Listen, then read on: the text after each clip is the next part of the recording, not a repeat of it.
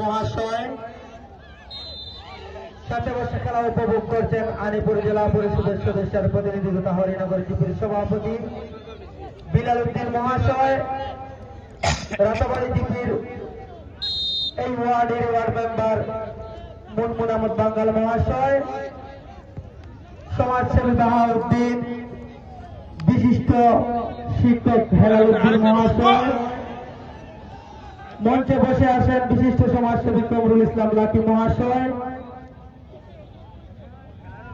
সহ আমাদের সংস্থার সভাপতি ফখরুল ইসলামের বাবা